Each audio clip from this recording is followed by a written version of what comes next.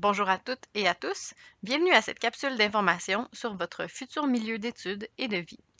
L'objectif de cette capsule est de permettre à ceux qui n'ont pas eu ou n'auront pas la chance de nous rendre visite avant le début de leurs études d'en apprendre un peu plus sur la ville de Montréal dans un premier temps, puis sur le campus et sur les bâtiments de Poly dans un deuxième temps.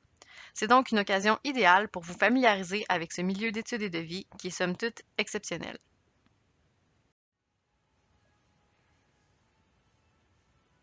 Sans plus tarder, on va commencer ensemble par une brève présentation des lieux.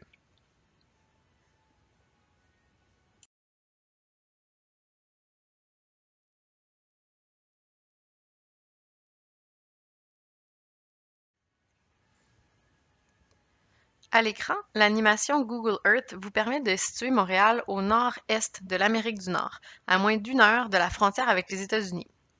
L'infographie illustre bien que Montréal est une île qui baigne complètement dans le magnifique fleuve Saint-Laurent. Un cours d'eau qui est d'ailleurs très présent dans la réalité montréalaise, comme vous aurez sans doute la chance de le découvrir par vous-même bientôt. Je vous partage quelques statistiques intéressantes. Saviez-vous que Montréal est la deuxième ville la plus peuplée du Canada, après Toronto bien sûr? On y compte 2,1 millions d'habitants sur l'île et 4,3 millions pour la région métropolitaine, ce qui inclut les municipalités situées sur les rives nord et sud. Grosso modo, ça correspond environ à la moitié de la population du Québec. Comme on peut s'en douter, c'est la ville francophone la plus peuplée d'Amérique, mais saviez-vous que c'est la deuxième au monde après Paris? Également, c'est intéressant de savoir qu'il y a 34 de la population montréalaise qui est née à l'étranger, ce qui confère à la ville une diversité qui est extrêmement intéressante, à mon avis.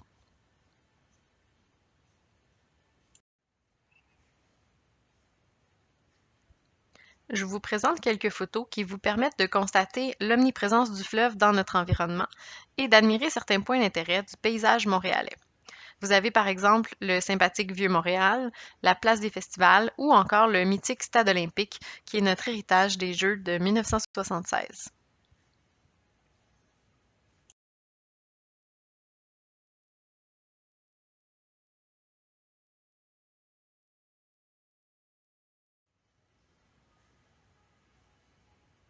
L'un des principaux points de repère de l'île de Montréal, c'est le Mont-Royal. Le Mont-Royal, c'est une oasis de 10 km² en plein cœur de la ville. Il s'agit en fait d'un immense parc qui est composé de 3 petits sommets couverts de verdure et où on retrouve des sentiers pédestres, des pistes cyclables, il y a aussi quelques institutions fondatrices de Montréal et un très grand cimetière, entre autres. L'infographie illustre bien à quel point le Mont-Royal est situé à proximité du centre-ville. Il est même bon à savoir qu'on peut y accéder directement via la rue Peel, qui est une des artères importantes au centre-ville, par un sentier parsemé d'escaliers. Si l'aventure vous intéresse, ça compte un total de 525 marches pour monter jusqu'en haut.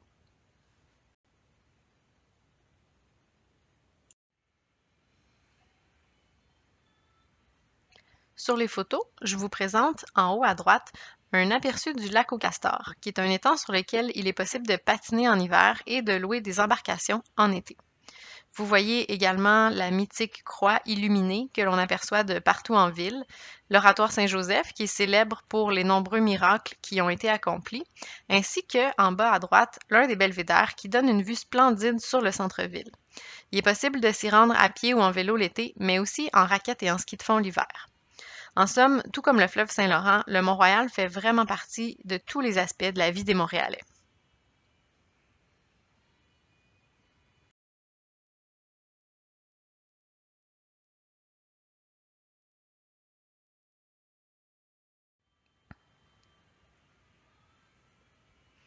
Sur le flanc nord-ouest du Mont-Royal, on retrouve un immense campus universitaire qui regroupe l'Université de Montréal, HEC Montréal et Polytechnique Montréal, comme l'illustre l'animation à l'écran. Notre campus accueille chaque année plus de 66 000 étudiants et offre un accès direct à plusieurs services, comme des résidences étudiantes, une clinique médicale et le CEPSUM, qui abrite des installations sportives comme une patinoire, une piscine, un terrain de football américain. On a aussi un mur d'escalade, une piste d'athlétisme intérieur, une salle d'entraînement et des terrains pour pratiquer tous les sports de votre choix, badminton, tennis, volleyball, squash, basket, etc. Sachez que le campus est accessible par 3 stations de métro différentes, sans compter une piste cyclable, un service de vélo partage qu'on appelle ici le Bixi et plusieurs lignes d'autobus qui le relient au centre-ville en 20 minutes. En plus, il y a des travaux qui sont en cours pour la construction du REM, un train léger automatique qui va relier le campus au centre-ville en 5 minutes. Normalement, ça devrait être en fonction à partir de 2023. Autour du campus, on retrouve un quartier résidentiel qui est peuplé largement d'étudiants et qui est bordé par une grande artère commerciale, avec tous les services de proximité. Vous y trouverez une épicerie, une pharmacie, un marché extérieur de fruits et légumes, des cafés, des restaurants, etc.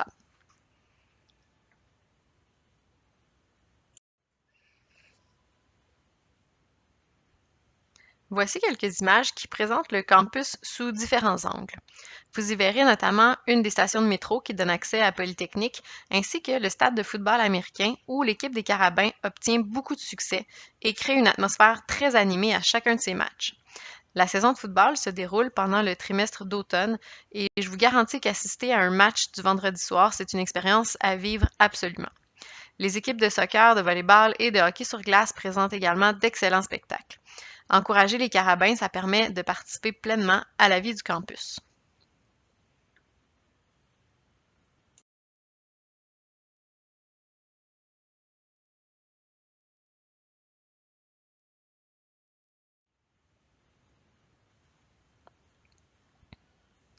Si on continue notre voyage sur le campus, on s'approche des 3 pavillons qui composent Polytechnique Montréal. L'image actuelle vous permet de constater à quel point on a un emplacement de choix. C'est entouré de verdure et c'est près de tous les services, entre autres les résidences étudiantes qui se situent littéralement à 3 minutes à pied. En bas de la côte, on trouve le boulevard Édouard-Montpetit où logent plusieurs étudiants. Chacun des 3 pavillons de Polytechnique présente ses particularités et je vous invite à me suivre pour une petite visite.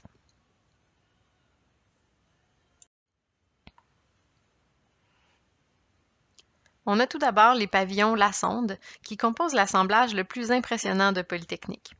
Ils ont été inaugurés en 2005 et ont obtenu la certification internationale LEED. À l'époque, plusieurs groupes d'étudiants avaient contribué à diverses étapes du projet, ce qui fait que les pavillons Lassonde font vraiment partie intégrante de notre communauté. Comme vous le voyez sur les photos, ils offrent aux étudiants un environnement de travail qui est lumineux et coloré, entre autres à la bibliothèque et dans les espaces communs, ainsi que des salles de cours modernes bien équipées, plusieurs laboratoires informatiques à l'usage des étudiants et plusieurs laboratoires de cours ou de recherche.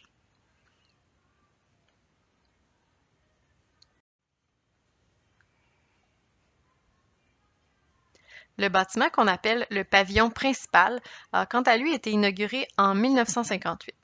Depuis ce temps, il symbolise l'essor du génie et de la recherche. En plus des salles de classe, de laboratoire et d'un gigantesque amphithéâtre, on y rassemble aujourd'hui plusieurs des services qui sont destinés aux étudiants de Polytechnique. Sur la photo que vous voyez en haut à droite de votre écran, c'est la vitrine étudiante qui est située au 2e étage.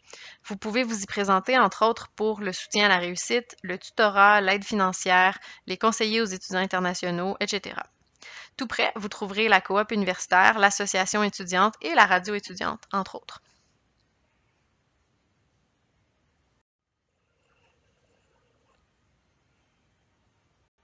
Enfin, le magnifique pavillon Joseph-Armand-Bombardier abrite des équipements à la fine pointe de la technologie dans les domaines des nanosciences et des nanotechnologies. C'est surtout un pavillon qui est réservé aux étudiants de maîtrise ou de doctorat car il regroupe plusieurs laboratoires de recherche destinés aux projets interdisciplinaires.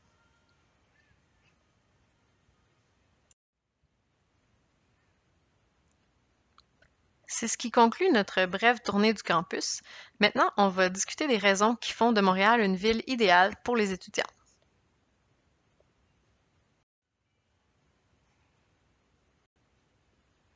En effet, année après année, le prestigieux palmarès annuel QS Best Student Cities classe Montréal au premier rang en Amérique du Nord et parmi les meilleures villes étudiantes au monde. Voici quelques arguments qui expliquent pourquoi.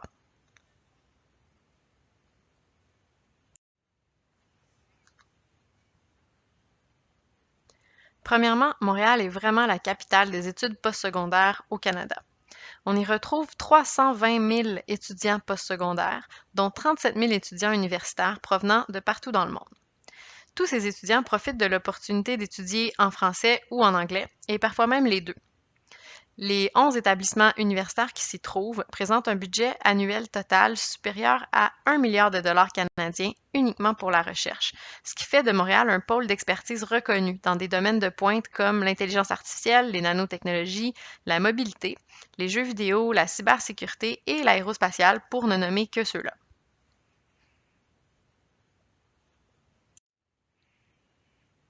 Deuxièmement, en plus de tous ces avantages, le coût de la vie à Montréal demeure très abordable.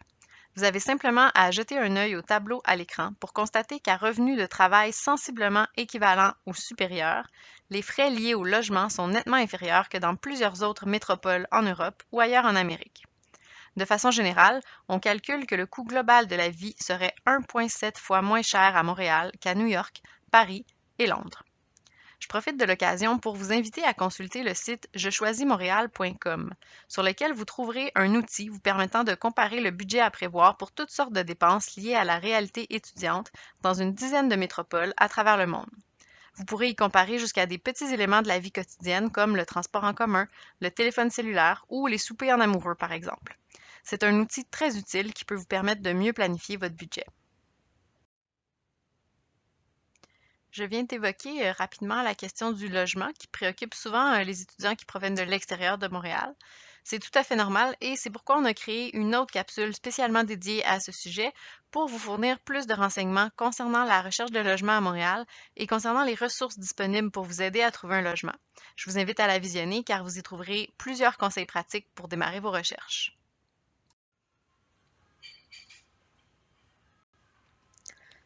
Le troisième argument dont j'aimerais discuter avec vous, c'est la qualité de vie, qui est exceptionnelle chez nous. Un bref séjour vous convaincra rapidement d'ailleurs.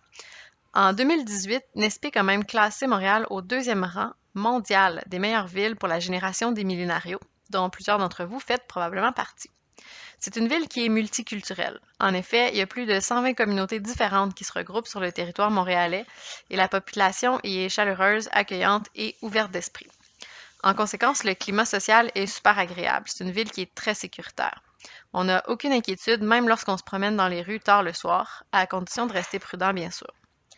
Comme je l'ai mentionné tout à l'heure, le système de transport collectif présente plusieurs options efficaces, comme le métro, les autobus, les trains de banlieue et bientôt le REM.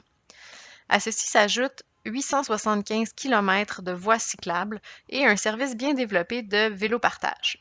Si vous voulez devenir des vrais Montréalais, Montréalaises et découvrir la ville à vélo, je vous invite à considérer un abonnement Bixi dès votre arrivée.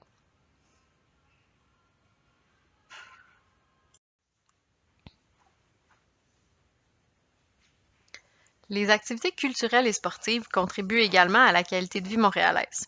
En effet, avec plus de 70 musées, 180 salles de spectacle, du cinéma, un parc d'attractions, des équipes professionnelles de soccer, de football et de hockey, et même plus d'une centaine de festivals, que vous aimiez le jazz, la musique électronique, la gastronomie, le théâtre, la danse ou l'humour, il y a une tonne d'activités pour tous les goûts et tous les budgets. Ça, c'est sans compter tous les centres sportifs et les ligues de sport amateurs dans lesquels il est possible de s'inscrire pour tisser des liens et garder un bel équilibre de vie. Montréal est également reconnu pour ses manifestations d'art urbain, entre autres un circuit pédestre d'immenses murales dont fait partie celle à l'effigie du grand poète Léonard Cohen que vous voyez à l'écran en haut à droite.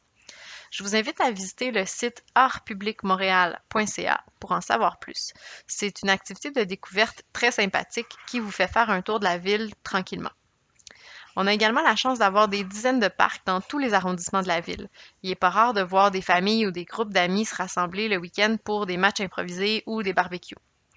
D'ailleurs, vous constaterez rapidement que le calendrier des activités s'étale sur les 4 saisons.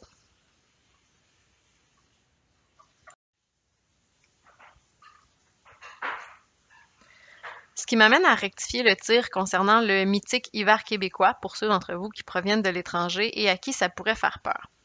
Sur le graphique, vous pouvez constater que les températures moyennes des mois d'hiver sont plus clémentes que ce qu'on pourrait le croire. Je ne vous cacherai pas qu'en janvier ou en février, le mercure et le facteur vent peuvent passer sous la barre des moins 20 degrés Celsius, mais c'est vraiment pas généralisé. Sachez également que le climat est relativement sec et que les journées les plus froides s'endurent bien si on est bien habillé parce qu'il fait toujours soleil. La clé pour aimer l'hiver, c'est sortir et bouger. Le fait d'avoir 4 saisons bien définies nous donne vraiment le meilleur de tous les mondes, car on peut profiter d'une grande diversité d'activités extérieures. Vous serez d'accord avec moi qu'il est assez exceptionnel de trouver une plage et une patinoire au cœur de la même ville. Un petit mot pour les amoureux de plein air, dont je fais partie. Sachez qu'à moins d'1 h 30 de voiture de Montréal, on retrouve plusieurs parcs régionaux et nationaux où il est possible de se retrouver en nature pour pratiquer des activités aussi diversifiées que l'escalade, la randonnée en forêt, le vélo de montagne, le canot, le kayak, la pêche, le ski de fond, la raquette, le ski alpin et le fat bike pour ne nommer que celle-là.